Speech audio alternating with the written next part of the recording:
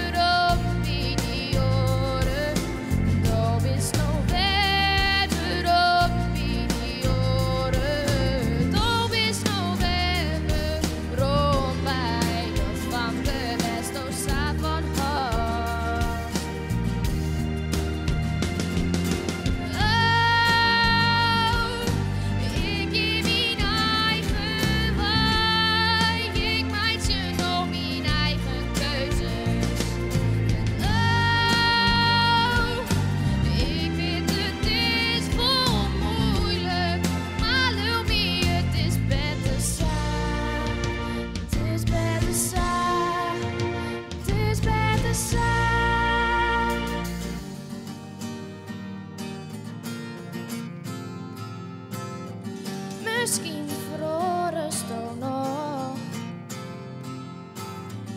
en komt het ooit wel weg.